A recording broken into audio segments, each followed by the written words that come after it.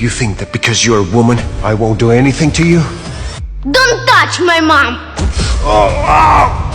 What's wrong with you? That's hurt. Stay away, you're bad people! That's your mother's fault that you have to grow up without a father. And you're calling us bad? Darling, there are you. I've been looking for you everywhere. I was getting worried. Yeah, darling, yes, Natalie didn't know why he was helping her, but she took his cue and grabbed his arm. Natalie was 19, and deliriously happy that night. She was going to marry Nick, the love of her life, the very next day. Her head was buzzing from the drinks, but she remembered stumbling her way down the dimly lit corridor to her room. She was out as soon as she hit the bed.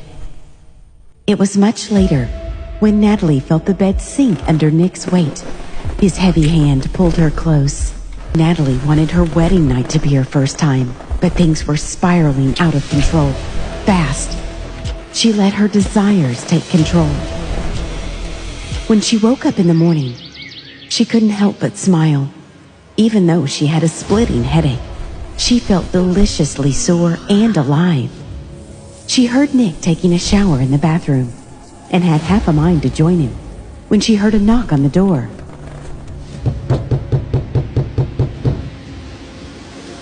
Who she saw on the door left her gasping for air. Nick? Natalie was dumbfounded. If Nick was here, who was in the shower? Who was the man she had mistaken for Nick last night? The mess in the room was evidence of what had happened there. Natalie didn't know how to explain and barely got a grip on her thoughts. What should she do? She couldn't bear to stay in this room even a second longer. She hurriedly picked up her clothes from the floor and rushed home. But bigger surprises awaited her. How? How could you do that? Natalie's father, Tom, was furious. She knew she wasn't going to get any support from her family either. Her stepmother never liked her. She was truly enjoying Natalie's ruin. And her stepsister Cheryl, they were never really close. Nick was the only one who could have understood her. But her pleas fell on deaf ears. Natalie tried to explain, but even she couldn't understand how she could have mistaken the stranger for Nick. Was this truly just an accident? Or was she missing a crucial clue? She had rushed out of the hotel in panic without even checking who the man was. And now she had no way to prove herself innocent. Nick, I need you. No, you don't. There will be no wedding. Natalie couldn't believe her ears. They had been together for 3 years and were about to get married. With a look of pure disdain, he turned around and strode off down the corridor. Natalie started panicking as tears rolled down her cheeks. It was so painful that she could no longer breathe. Cheryl, it's not my fault, believe me, please. I believe you, honey. For a second, Cheryl gave her hope before she brought out her wretched phone, and Natalie started to get her answers. She was set up. Her life was ruined by her own sister. Meanwhile, in his office at the Claire Group, Bryce was looking at his assistant with a malicious expression. He had just received proof that last night he was set up, probably by his business rivals. So, what do you do now? Cheryl, I don't understand. Natalie was getting one shock after another.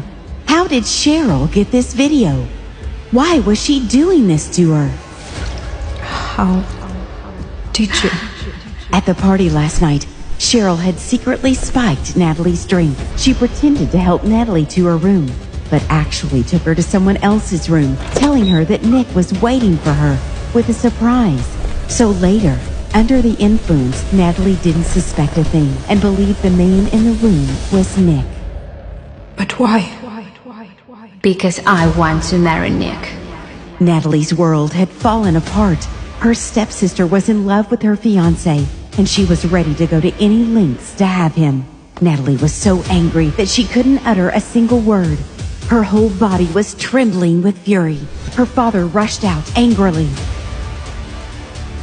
Go! It was her! She set me up! How dare you accuse my daughter of anything? You're just as wild as your mother was. Unable to bear the pain any longer, she was on the verge of tears. From now on, she's no longer my daughter. What? Dad, what? Natalie's father was easily influenced by her stepmother. He was an egoistic man, and he was deeply embarrassed when Nick canceled the wedding. He told Natalie to pick up her stuff and leave the country immediately. Natalie thought of her mother and her childhood, but no matter how hard she wished, she could never return to that time. Cheryl continued to pretend that she was innocent and gloated as she watched Natalie get kicked out of her house in a sorry state. Bryce told his assistant to go and check the identity of the woman who was in the room, but the assistant couldn't find her because at the same time, Natalie was being sent away. Natalie didn't even stay a night before she was packed off and sent out of the country. She had been exiled without knowing when she could return. She had lost everything in one night. From now on, she was on her own and alone in this world. But one question kept nagging her. Who was the man she had slept with the night before? 9 years had passed since she had been exiled, and in all that time, she hadn't made even one phone call to her family. All her feelings had been erased on the day she was thrown out. Her father treated her like she was dead, and as if he couldn't care less about it. But last night, she had received a call from him asking her to come back. He didn't give any reason. He just said it was urgent now. She was on her way home, but this time she wasn't alone. Lost in her thoughts, she suddenly heard a lovely, gentle voice beside her. Mom, hurry up! It was Liam, her son, her most precious treasure. Only after she left the country did Natalie realize that she was pregnant. Although she was all alone, Natalie decided to raise him on her own. Liam had never known who his father was. Now that Natalie was going back, she had decided to find that man after all. Here you go. You'll be fine to first class. Come on, I'm sorry. Are you serious? Is this an airplane or kindergarten? I'm sorry, what? I don't buy expensive tickets to listen to children screaming. Mike, take the tickets away from her, please. What? Natalie couldn't believe the audacity of this man, and they got into an argument. At that moment, neither Bryce nor Natalie recognized each other. They didn't realize that they had slept together 9 years ago. But while the two of them were arguing, Liam was looking at the man intently, and he noticed something. He stood quiet for 2 seconds before hurling himself at Bryce and then shouted, "Daddy!" Natalie and Bryce were completely taken aback. Liam, what are you doing? It's not funny, making jokes about this. Natalie was angry and confused at the same time. Why did Liam call the man Daddy? And then Liam told her about their identical scars. Natalie was shocked. Bryce's expression instantly turned ugly. Liam had always been sensible and listened to Natalie, but today she didn't know what was going on. No matter how much she tried to persuade him, Liam continued to question Bryce for abandoning his mom. Bryce had known many women who had claimed to be pregnant with his child, but this was the first time he had ever seen such a clever and affectionate son. He was sure she was after his money. Natalie was fuming as Bryce kept throwing such vile accusations at her. And then he said something that triggered her. Hey, why don't you give him a proper family?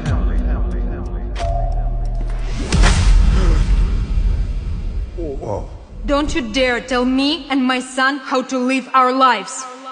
Liam, come on. Natalie ignored the fuming man and went on her way. No woman had ever put Bryce in his place before. They were all infatuated with his strength and authority. But for the first time, he had met his match, and he was amused by her. Natalie didn't understand why Liam had called him Dad. It was their first meeting after that night, but they had no idea that their fates were already intertwined.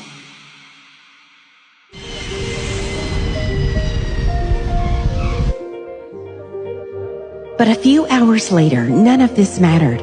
Natalie was returning to her hometown without a clue of what had happened there. As she led Liam out of the airport, she bumped into Cheryl and Nick, who had come to pick her up, and the fog started to lift.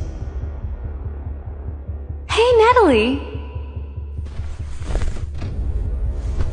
Cheryl held Nick's hand and smiled, leaning on his shoulder. Natalie thought that she no longer felt anything for them. But after seeing this, the hatred in her heart skyrocketed. Her stepsister and her ex-fiancé were getting married.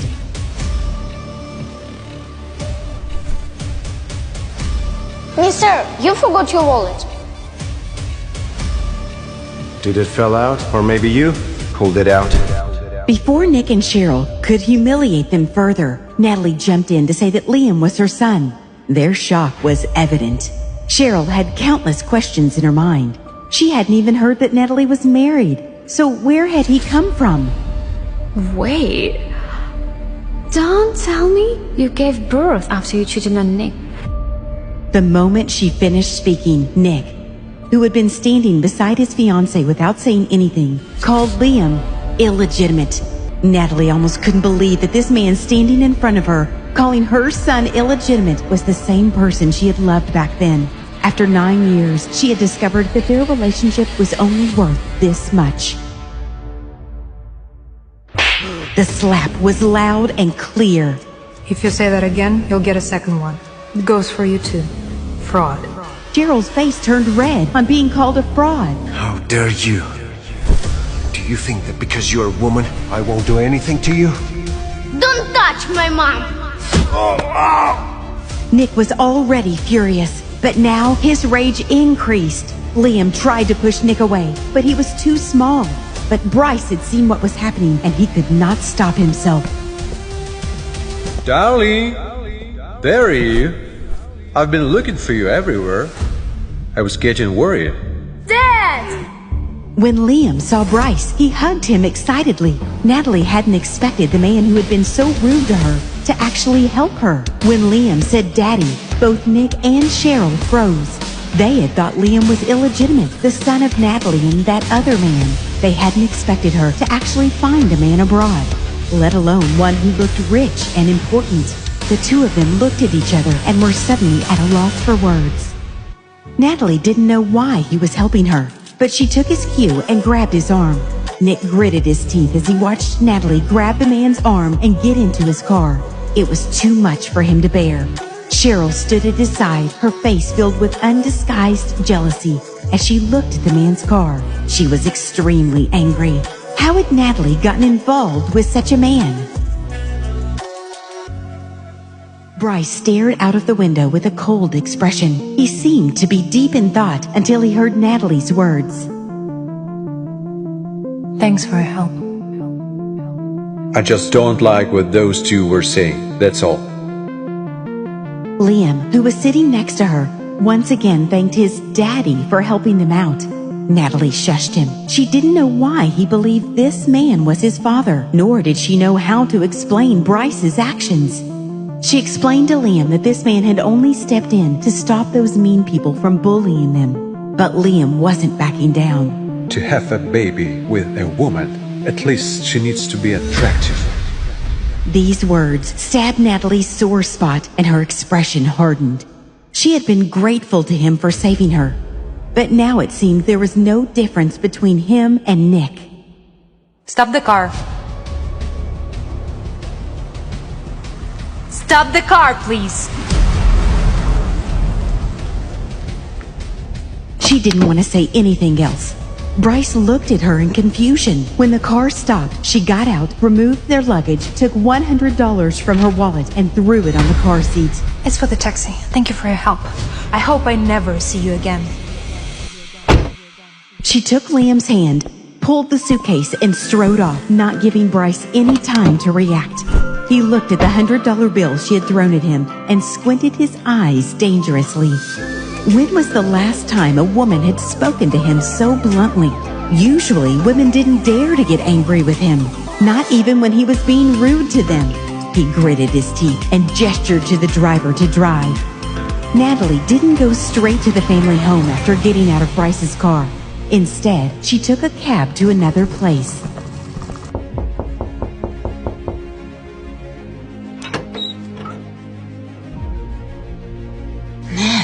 Granny. Natalie quickly stepped forward to hug her granny. Her heart warmed and her eyes filled with tears. How much suffering have you endured while you've been away? Hello, I'm Liam. Her grandmother was the closest person in the world to her. Naturally, she was overjoyed to see her precious granddaughter and delighted to meet Liam. She doted on him, wishing that she could keep him locked up in her heart. After a really long time, Natalie was able to breathe freely in a safe space. Having experienced so many things in her own life, Natalie's granny knew what to ask and what not to ask. And since her granddaughter didn't seem to want to talk about it, she didn't ask about the child or who his father was. Natalie stayed at her grandma's for the night. She was happy to come back to the place she had spent her childhood in. After a long time, she didn't feel alone in this world. She felt good here, and nothing could destroy this euphoria. Nothing except... Hello again, sis. I knew this was the place to look for you. I don't think we have anything else to talk about. Please, don't bother me, okay? Wait. We didn't really want to come here. Yeah, Daddy asked us to come. He wants to see you right away. She didn't want to have anything to do with her family anymore, but she still hadn't made this clear, so she needed to talk to her father face to face. Liam! On the way to the family mansion, none of them said a word. It was clear that Cheryl hadn't come here on her own initiative. She still deeply hated Natalie and didn't want to see her. The car soon arrived at the family home. Natalie saw that the yard was pretty much the same as it had been when she left, but the situation was different now. She could no longer face these people with a calm demeanor as she had before. As soon as she stepped into the house, her stepmother came hurrying over, putting on a warm and gentle expression. How was the flight? Are you hungry? I know you don't like me, so you shouldn't act like you do. Is that a way to talk to him, Mother? Tom's sullen voice came from the living room. For the past 9 years, they hadn't cared about her in the least, but now they were showing all this enthusiasm. I've sent you out of the country to think about your behavior. Instead, you've brought some strange kid here. Hello, I'm Leah.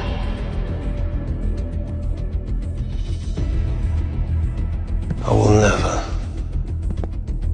accept him as the part of the Davidson family. Tom was breathing heavily, and Cheryl found the perfect opportunity to instigate him.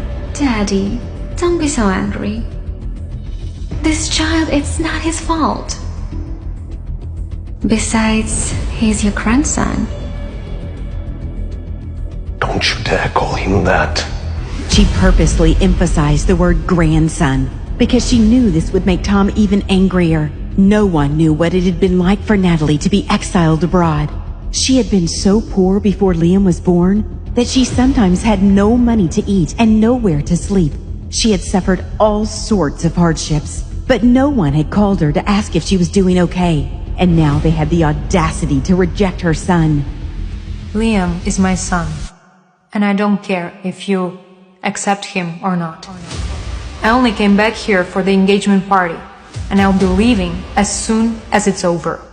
She had worked hard to rise up as a fighter. She had stopped caring what other people thought of her. Natalie was expressionless as she looked at her family. The bitterness in her chest bubbled up, but she forced it back down. She had thought her father might react like this, but when she saw it in person, she couldn't help but feel pain. She had no feelings about all this but disgust. So she casually agreed and then turned around and left with Liam. She left the home that she had lived in for 20 years without a shred of nostalgia. But on the way out, she was stopped. Natalie, please wait. What?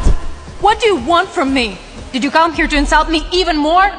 All this while, Nick hadn't taken his eyes off Liam. He was clearly affected seeing Natalie in the arms of another man yesterday. After all, they had been together for many years before Nick decided to call off the wedding. He still somewhere had feelings for her. I just want to ask you something. Okay? What did you mean when you called Cheryl a fraud yesterday? What? She hadn't thought he would remember the words she had used in anger. You the fraud. You cheated on me behind my back. Are you done? Now you listen to me. She didn't wait for him to stop talking, but frowned and cut him off. When she spoke, she became so enraged that her chest felt tight. I had been set up, and you just walked away. You didn't give me an ounce of trust.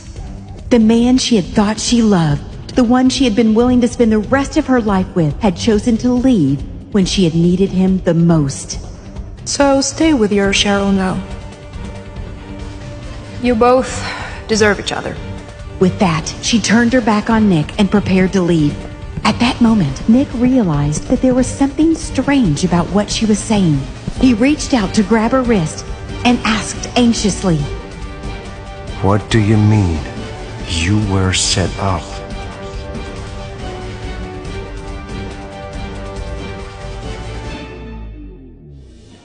To know more, swipe left and download the Pocket FM app.